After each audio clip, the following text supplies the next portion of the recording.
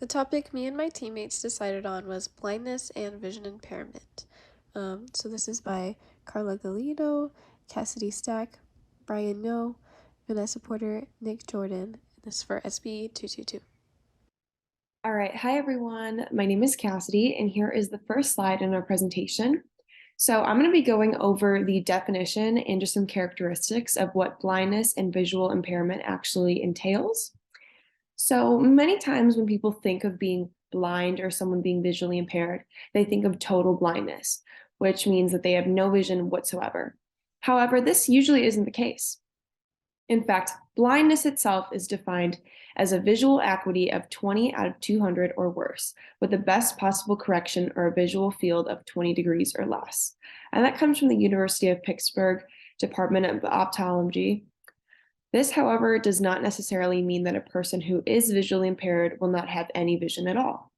In fact, visual acuity, which is the sharpness of one's vision, cannot determine how much an individual is affected by visual impairment. There are many other characteristics and factors that determine how visual impairment will affect an individual. Interestingly enough, most of the time when individuals are visually impaired, they still have partial or functional vision. And functional vision essentially means that you can see aspects of the world around you, but it's just not as sharp as someone with perfect vision.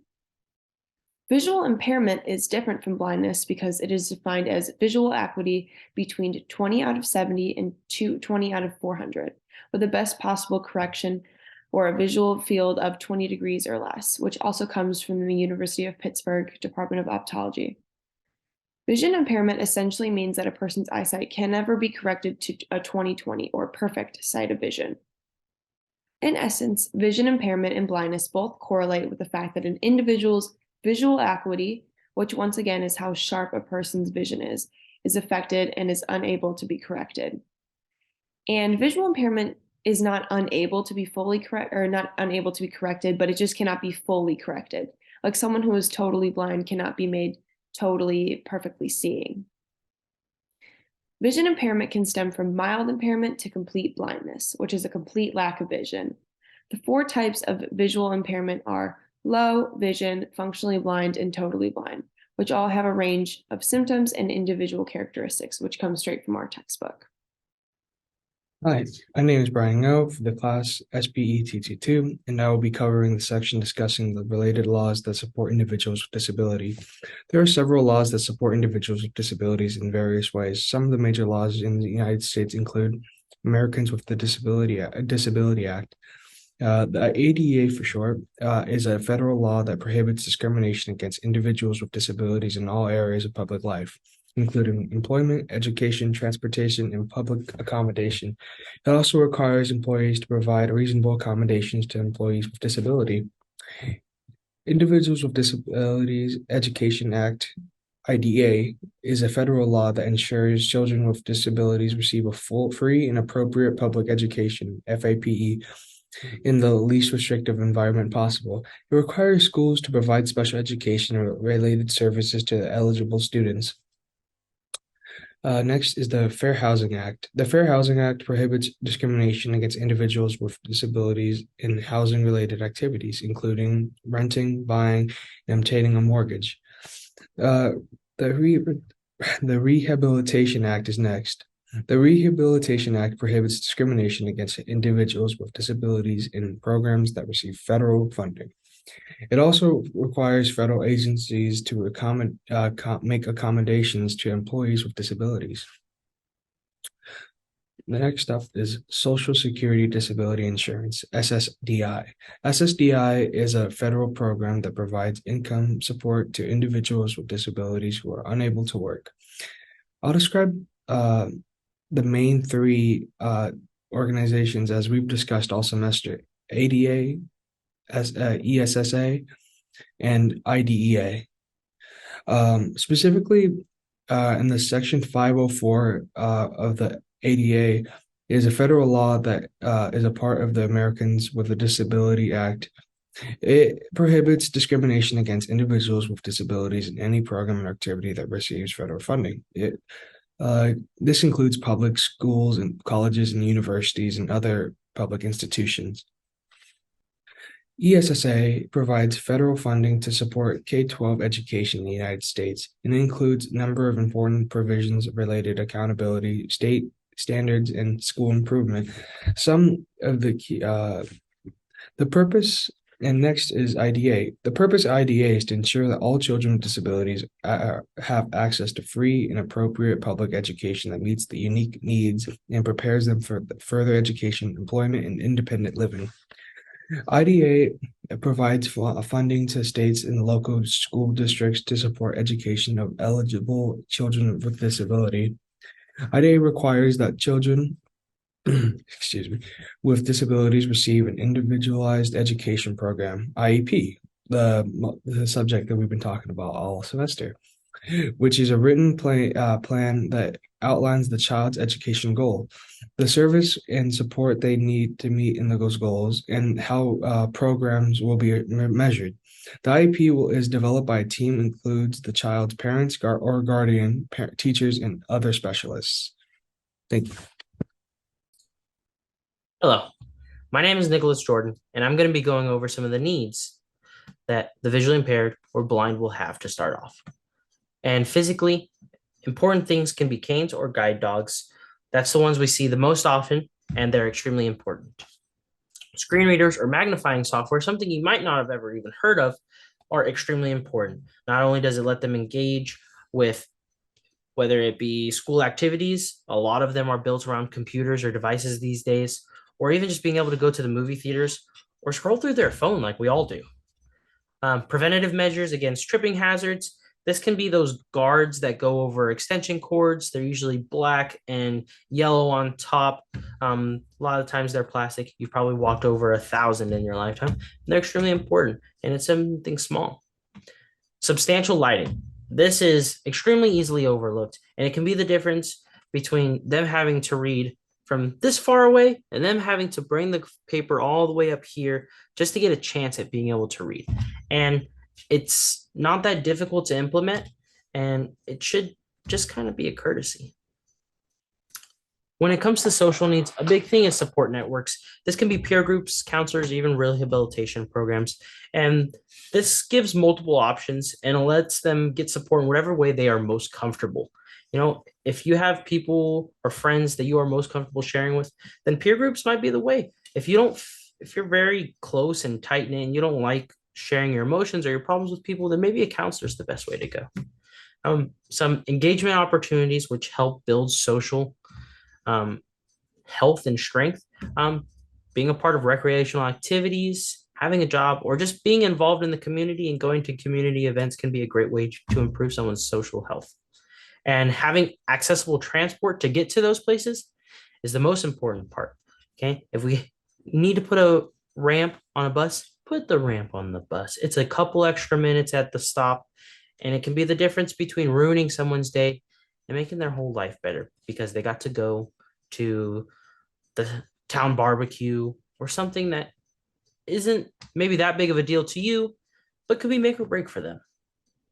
And especially when it comes to students, an IEP can be extremely important because having a stable and healthy educational environment where you don't feel stressed out and broken down is going to help build your social health because you don't have that strain on you. You're not draining yourself all day worrying about school, so you can focus on your social health a lot more. And that connects to emotional health, which is the next one. And, if you're not stressed out by school, your emotional health is better, and your emotional health helps you be more social. The more social you are, your physical health often improves. And so these three really all build on each other. And some of the best ways to build your emotional health can be through mental health services, and that connects back to the peer groups and the counselors, or it can be a psychiatrist, anything you need. And they are there not only to support you, but help address your issues so that they can then support you. And another part of that is having those people around to help deal with your loss or change in vision, helping you to acclimate to it and adjust to it can be extremely important. It can be the difference between being frustrated and stressed out all day and being like, okay, I know how to deal with this. Like, I understand. And giving them chances to build confidence. This can be teaching them skills or giving them access to learn new skills that aren't affected by their disabilities. And we can also give them support groups, which, being around people who are supportive, that's just going to make you feel better. And the most important thing probably is giving them resources and information to help them be advocates for themselves rather than having everyone fight their battles, rather than needing even more help than they already do. Being able to advocate for themselves can be an extremely, extremely beneficial thing. Hello, I am Vanessa Porter, and I will be talking about addressing educational and social needs of visually impaired and blind students. Educational and social needs for these students comes with helping them feel welcomed and included with even just simple, mindful actions. With these simple actions, it can help them feel important and accepted in their environments, whether it is school or social. The first simple step is to always use their names. So instead of a simple hi, say hello with their name so they know you are addressing them, and this will help them feel included. It also builds a connection with their peers as well as teachers. The next one is don't gesture, always verbalize.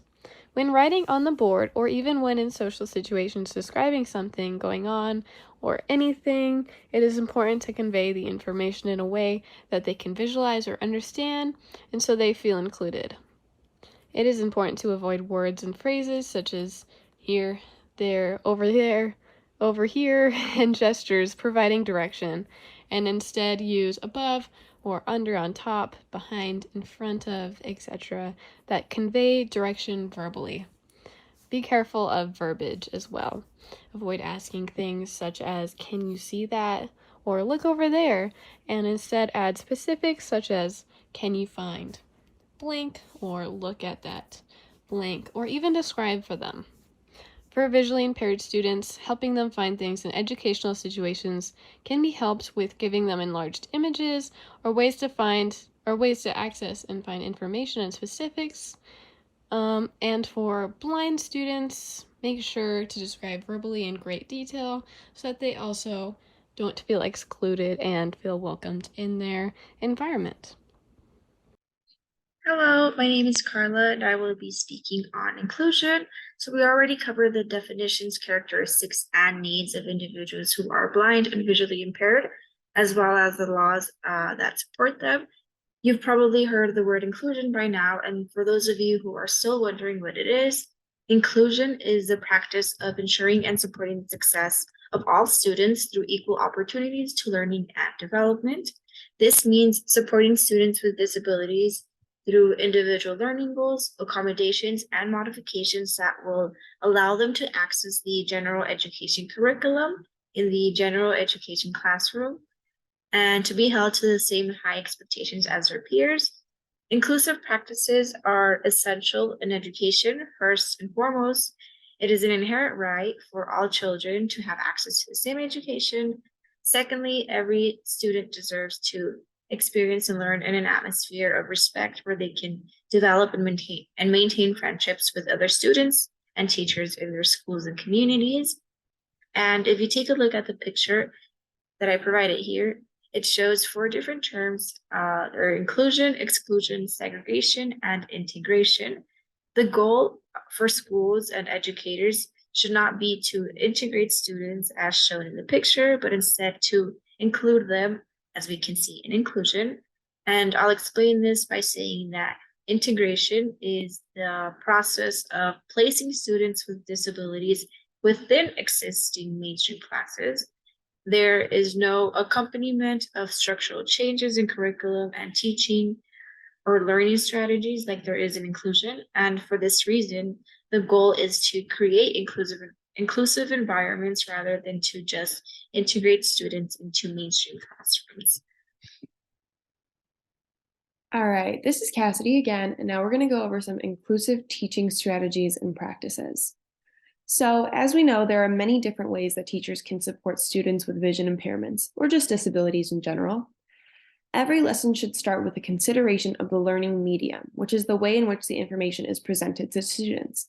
So this could be anything from handing out papers to students or presenting a PowerPoint.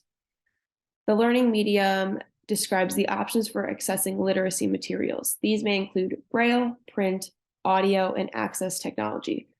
Many students who can read print do so at such slow speeds or with such inefficiency that they also benefit from using Braille. This means that the most important way a teacher can be inclusive is by choosing the correct medium for students to learn in. If the medium that is selected is not beneficial for the student, they will not be able to engage with the lesson or content. For this reason, it is imperative for there to be acceptable mediums chosen. So this just essentially means that mediums should be appropriate for students with vision impairments. They shouldn't be expected to see certain things that other people are not able to. And correct mediums, such as these ones in the textbook lists, like Braille, print, audio, and access technology, should be used in order to best benefit students and to best engage them. Next, in younger children, visual images are often used, like in picture books, to express a lesson or teach a piece of information. However, students with visual impairments do not benefit from this type of instruction. For this reason, general educators of students with visual impairments must provide more experiential activities in their classrooms that relates to the lives of all students, rather than just students without visual impairments. So this just essentially means that activities in the classroom should ensure, once again, that correct mediums are being chosen and that also the content is appropriate. Certain aspects and lessons or even experiences that seeing children can relate to, other students, like students with vision impairments, cannot relate to. So we as teachers shouldn't be including lessons or different type of activities into the curriculum that aren't benefiting students with vision impairments. Every lesson should benefit every type of child. And then lastly, teachers can incorporate assistive technologies in the classroom so that students with vision impairments can utilize their other senses to learn the material. There are many different types of assistive technologies that can be used in the classroom, such as magnifiers or synthesized speech.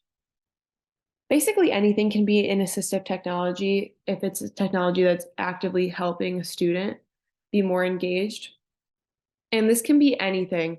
Like I included the example of a magnifier, and I actually thought that was a really interesting piece that was included in the textbook because a lot of students, like we just discussed in the definition, are actually simply functionally visually impaired, which means that they still have some level of sight. And this means that anything, even something as simple as a magnifier, can be extremely assistive and beneficial to them. Hello again. My name is Brian Ngo, and I'll be presenting the 3 community resource services or agency available for students or families for assigned disability category. Gathered from the Arizona Department of Economic Security, I found 3 resources that support individuals with disabilities. First up, the Arizona Rehabilitation Services, ARS, is a state agency that provides vocational rehabilitation services to individuals with disabilities in Arizona. ARS helps eligible individuals with disabilities achieve their employment and independent living goals by providing a range of services and support, including vocational counseling. ARS provides vocational counseling to help individuals identify their skills. They also help with assessment as they conduct assessments to identify the individual's strengths and needs, as well as and address any barriers of employment they may face. They provide job training with individuals with disabilities to gain skills they need to succeed in the workplace. They also help with job placements as well as providing assertive technology such as specialized software and devices to help individuals with disabilities perform job tasks. They also support employment as supported employment services to individuals with disabilities maintain employment once they have been placed into a job rather than just being fired afterwards after discriminative practices. Independent living services is the last thing they provide, or one of the last things they provide. ARS provides independent living services to help individuals with disabilities live more independently, such as training in daily living skills or assistance in obtaining accessible housing. Overall, ARS is an important resource for individuals with disabilities in Arizona who are seeking to enter and return to the workforce to gain greater independence from their daily lives. ARS helps individuals with disabilities achieve their goals by providing services and support they may need to succeed. Next up is the Arizona Early Intervention Program /AZ EIP is a statewide program that provides early intervention services to infants, toddlers with development delays or disabilities from birth to 3 years of age, and their families. The program is funded through Part C of the Individuals with Disabilities Educations Act, IDEA. The goals of AZEIP is to help infants and toddlers to develop reach their full potential by providing early intervention services that address their development needs. These services may include development evaluation therapy, such as physical therapy, occasional therapy, and speech therapy, as well as family education and support. AZEIP services are provided by a team of professionals who work closely with the child's family to develop an individualized family service plan, IFSP. The IFSP outlines the child's development needs, the services and support they will receive, and the goals in the family profession to help to achieve through early intervention services. AZEIP emphasizes the importance of family involvement and provides services in child's natural environment, such as home and community setting, to support families' daily routine and activities.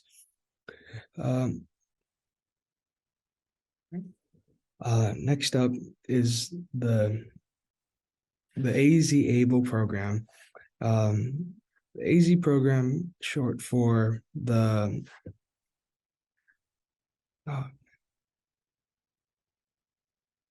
the AZ program is next. The AZ ABLE program is short for Achieving a Better Life Experience, and it is a tax advantage saving program in the state of Arizona that allows individuals with disabilities and their families to save and invest money without jeopardizing their eligibility for certain means tested for government benefits, such as Medicaid and Supplementary Security Income, SSI. The AZ ABLE program is modeled after the federal ABLE Act, which was passed in 2014. The ABLE Act allows states to establish ABLE programs to individuals with disabilities and their families to invest in disability-related expenses, such as education, housing, transportation, and healthcare. AZ ABLE accounts are set up by tax advantage saving accounts, similar to 529 college saving accounts.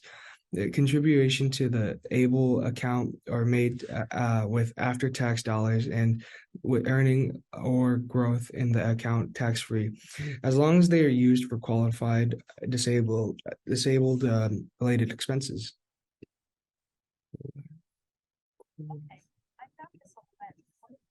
Okay. Hopefully that is out. Qualified disability-related expenses may include education, housing, transportation, healthcare, assertive technology, and expenses that help individuals with disability to maintain or improve quality of life.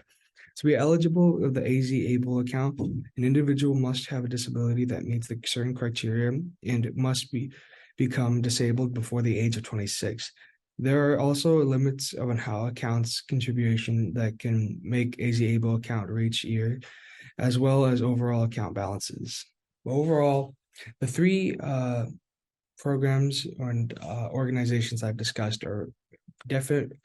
This sort of means that individuals with disabilities can thrive in their goals to achieve independency. I will be going over strategy sources. And these are three big ones, and their names are all very similar. But the first one is the American Foundation for the Blind. And one of the most important resources they have is creating accessible documents. And this includes tips for designing documents that are accessible for visually impaired people. And this would go back to those magnifying softwares or screen readers. Okay. Making documents that are compatible with those is an important thing. And this helps people understand that. They also go into assistive technology, like the softwares or the readers, audio description, readers, and they go over ways in a lot of different implementations of Braille, which we see a lot, but not a lot. You might have always noticed it on your classroom door, on the number, but then you go out and you're like, okay, like sometimes it's on the elevator button, but not always. The next big one is the National Federation for the Blind, and they have a plethora of resources which can help visually impaired individuals. This includes tips for inclusive and accessible web design, and they also give guidance for employers to create inclusive workplaces, which means that this isn't just a resource for visually impaired, it's for people who are around the visually impaired. And that's what's really important and special about that one. And the World Blind Union, they have a designated website which promotes the rights and inclusivity of the visually impaired. It also provides resources on accessible technology, audio descriptions, and has inclusive information or inclusive education information. And they provide details on efforts and events that are related to the advocating of the visually impaired. And that means that once again, this isn't just a resource for the visually impaired, it's for people that want to help. And the more people that know about this, the more help they'll get. And that's what matters. Thank you. So my teammates and I decided to share this video with you, and it is an interaction between a student and an educator. And towards the end, there is another student that shares ways in which teachers can include their blind and visually impaired students in their classrooms.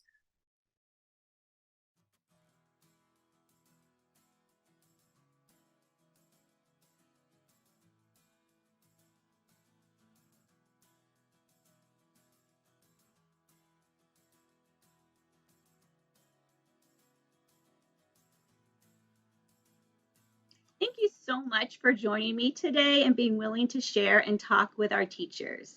Yeah. Hi, my name's Harry. I'm 13 and I'm going into the 8th grade this year. My vision's a little different. I get light perception out of my left eye, but can't see anything out of it. And I have limited vision in my right eye. My interior vision, which is closer to my nose, is better than my exterior vision, meaning that if things are close or positioned closer to the center of my nose, I'll be able to see them better as if they were positioned off to the side and far away from my eye.